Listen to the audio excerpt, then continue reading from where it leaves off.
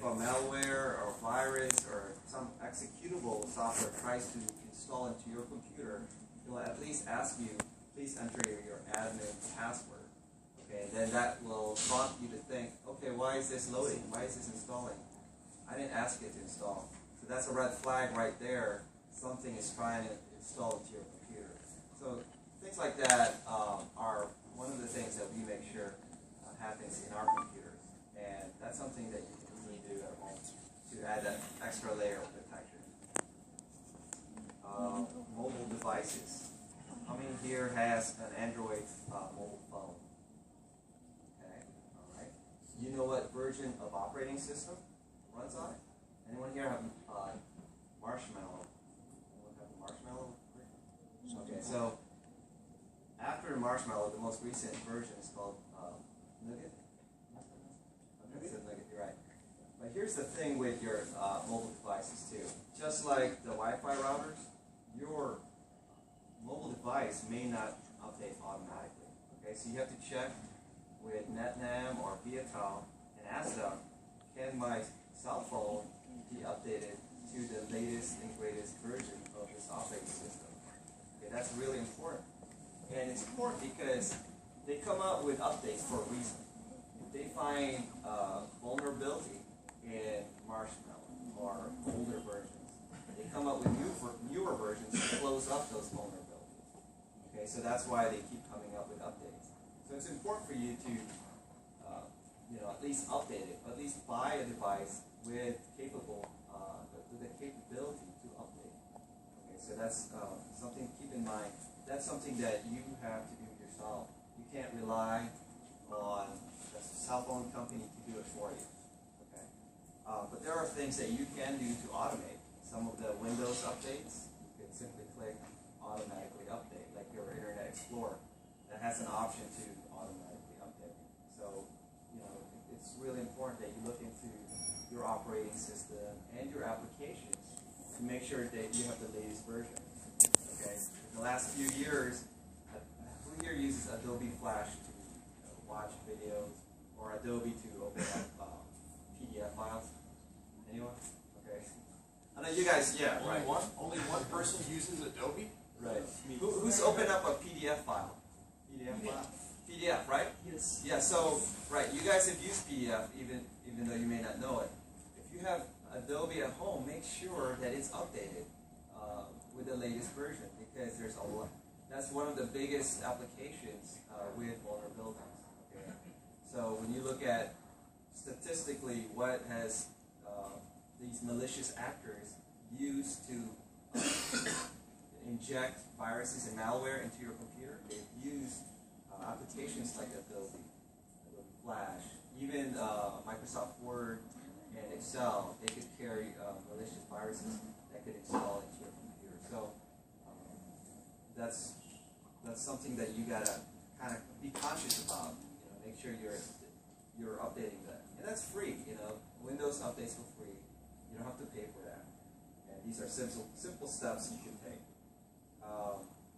The one other thing that I do, or I do a few other things, but how many here has more than like 3 devices, like 3 mobile devices at home? 3 or 4?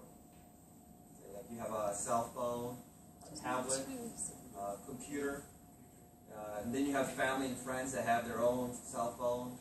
So at some point, you have a whole network at home, and you don't even realize it, right? You have a printer at home. It might be a smart printer. Okay, so how do you keep everything updated without really worrying about it? So what we use, and what many businesses use, is what's called a management, it's like a multi-device management software. There's different softwares out there, they do the same thing, and the idea is that if you subscribe to it, it'll link to each and every one of your device, and it'll tell you on an interface which one has what operating system, or what version that is, and which one needs to be updated. Some of these softwares also updates it automatically for you. Now you have to pay for this service, and you have to subscribe to it. It's a little bit, it's not too expensive, but it's worth it. Because you have a software doing the work for you. You're You're not worrying about it, and you know it's getting done. If you don't, then you have to manually check. You have to ask your mom, let me see your cell phone. Oh, I got to update it. And that's time off your hands. So if you don't want to do that, if you have a lot of devices at home, I would suggest getting a software that can manage all your devices at home. That's something that we do. It lets us do other important work while we let the computers and software do most of that manual work. Okay? One of the other things that we do, it's not very it's not high speed or anything. It's called inventory management. Has anyone here thrown away their cell phone or any computer? Just throwing it into the garbage. Okay. Anyone else here? What do you do when you need to get a new cell phone? What do you do with the old one? You throw it away though? You just keep it? Or you just change it? Exchange it. You give it to somebody, they give you a new one. How about your computer? Do you just exchange that too? Or do you throw that into the garbage? Like an old computer? Oh, okay. So the idea is that when you do, you want to make sure that it's securely destroyed, right? Because there's little computer memories in there that stores some of your sensitive information. Right? If you have a laptop right now and you're about to sell that or give it away, make sure you remove the hard drive and figure out a way to destroy that hard drive, because that hard drive could contain your banking information, your personal medical records. Anything in there could have been saved. You don't want to just give that information away to business or your friends, because you never know where it'll end up. So that's something we do. Before we sell or auction our old computers, we get rid of these computer hard drives and make sure that it's destroyed at a proper place. Okay. One other thing I want to talk about, or passing on the baton, is you really have to balance risk and tolerance. Now, some of us use our mobile device just to do social media, watch videos, and that's fine. If you feel like that's all you do with it, then you don't really need much protection, right? Because if it's compromised, you just reset it to factory default. But let's say you have something important in there. You do work with your cell phone. If you have sensitive information, you don't want it leaked in the social media, right? So what you want to do is you want to buy antivirus software. There's a lot of companies out there that provide antivirus software for your mobile devices. Just like your computer, your mobile device is vulnerable to all this malware. And because you use it probably more than a regular computer, I would say, right? Because I know I do. I put more value into protecting my cell phone. And the other thing too is if your cell phone is compromised and you use it to connect to your computer, now you just compromised your computer because you're passing on that virus, malware, or anything bad into another device. And vice versa. You don't want to just connect your cell phone to any computer because that same crossover threat could pass into your cell phone. So just keep that in mind. If you ever charge your cell phone to a computer, you might want to buy an adapter that plugs straight into the wall. So it helps. It's just another way of protecting your device, whether it's a computer or a cell phone. Okay. And the other thing I want to mention is that there's a lot of free pirated software out there. Anyone here use fake software, like free software from? Okay, so you know what I'm talking about, right? Yeah, you download it because it's free from the internet. And it acts the same, right? It's a free Microsoft Office. You're like, oh, it's free. I can use it. No, the problem is that that free software could bring in viruses, malware, ransomware. You guys know what ransomware is? Has anyone heard of that term? First time you heard it? Okay, so ransomware is what it does is it'll encrypt all your files. Let's say you work for the banking company, and you open up an email, and in it is a ransomware malware. It infects your computer, and what it does is it'll encrypt all your files you need, and then what they'll end up doing is you'll end up having to pay money. those people there's that risk to pay them, but there's no promise that they'll decrypt it for you. So you really got to be careful about what you do when you see an email from someone you don't know. It looks suspicious. I wouldn't open it. I wouldn't click the link. Okay, just be mindful of who sends you an email, what that email is. That's about it. No, just perfect. Just perfect. So they've talked about the sort of, we say, nuts and bolts, right? They talk about how cybersecurity works. I work in the economic section. I don't know nearly as much about computers as these two guys do. I'm going to talk about policy, why the United States cares about cybersecurity policy and the relationship between the U.S. government and the Vietnamese government working on policy issues and not on our day-to-day operations, which are very important. What they do makes my job possible. Without computers that are safe and that work every day, I can't do my job at all. I just sit at my desk. Okay. So first off, my name's Kevin. I work in the economic section of the embassy. Does anybody know what the economic section does? I will explain. We have sort of three big jobs in the economic section. First off, we report. We learn things about the economy of Vietnam, and we tell people back in Washington, D.C., so that the people who make policy in our government know what is happening in Vietnam and can make better decisions. So we go and we talk to your governments, we talk to people in the private sector in Vietnam, we talk to people at universities, and we talk to people like you. We learn about what is happening in Vietnam, in particular in the economy, and then we tell Washington so they can make good decisions. That's the first job, report. Second job is advocating.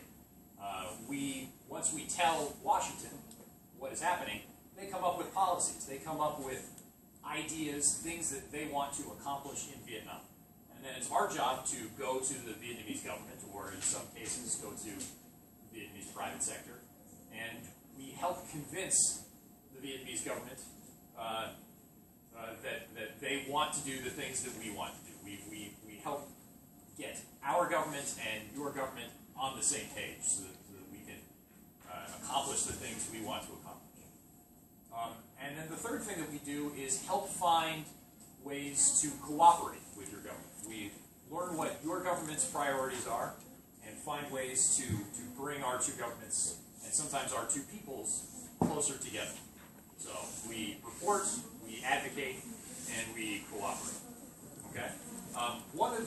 Now we have a lot of people in the economic section because the Vietnamese economy is very interesting, especially right now, because the Vietnamese economy is growing so fast and it's so important in East Asia.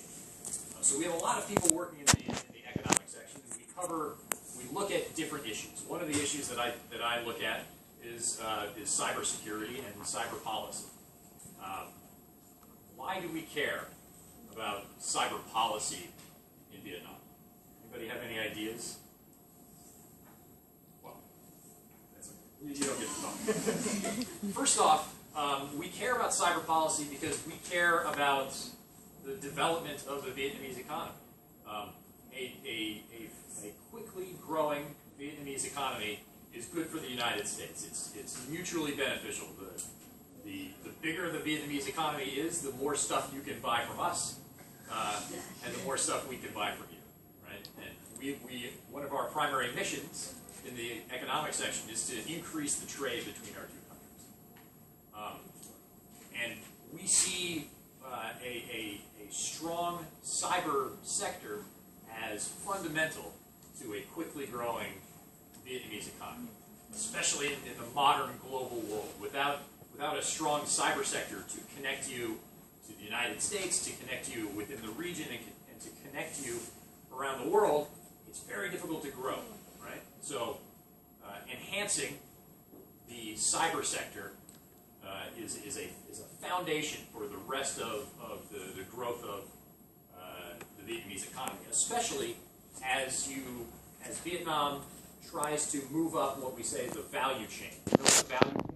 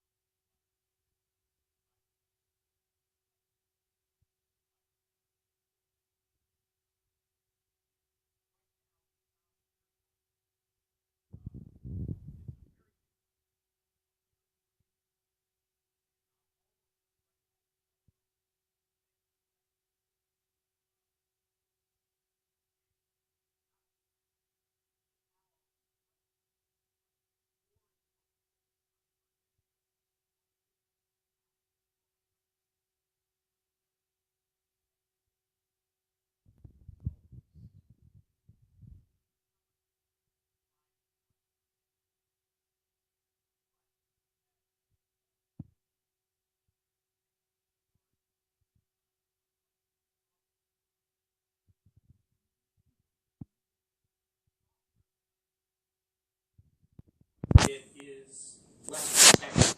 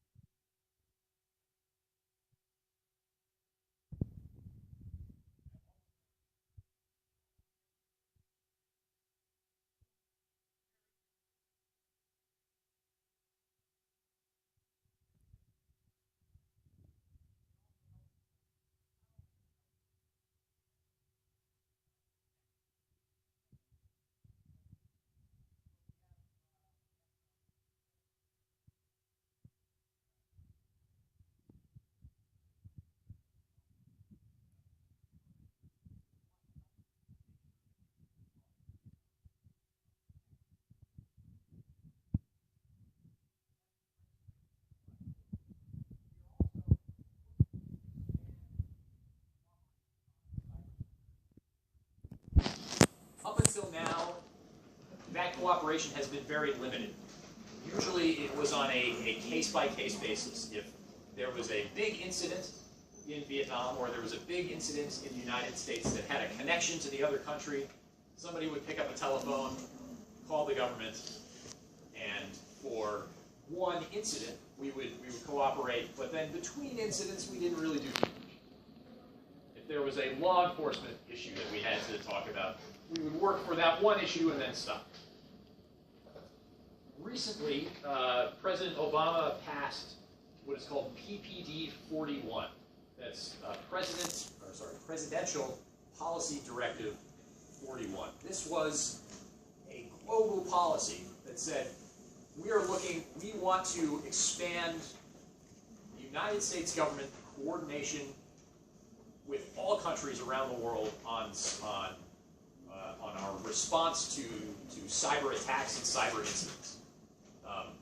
We did this because over the last year and a half, 2 years, there were some very big cyber attacks in the United States. Maybe you read about some of them, maybe you didn't, it's okay. But they were similar to the attack that happened on the airports here in Vietnam. Okay?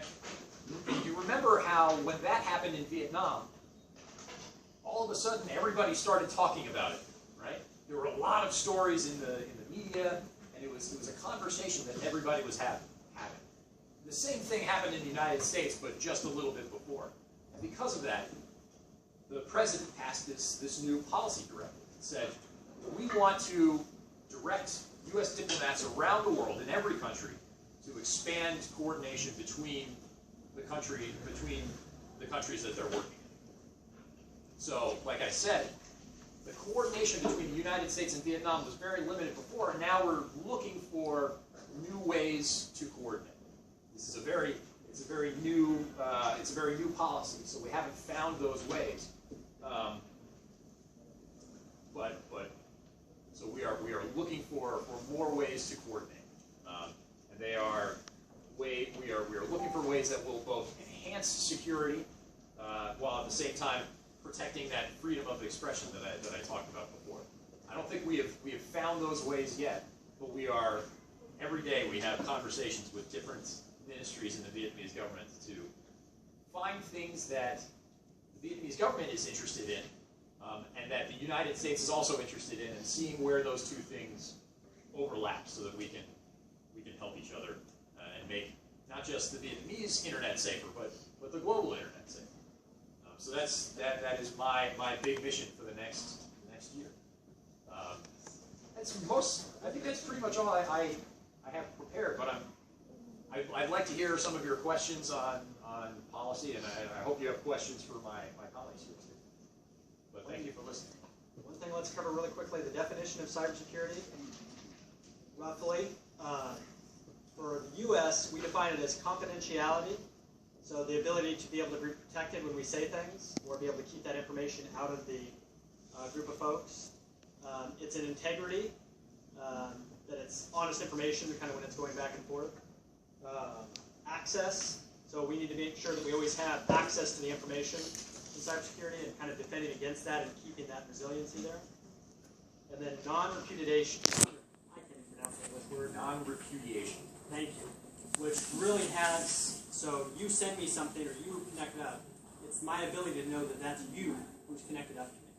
So that's loosely kind of what cybersecurity is defined in our aspect at the operational level. And then as you're seeing, that plays out in policy, that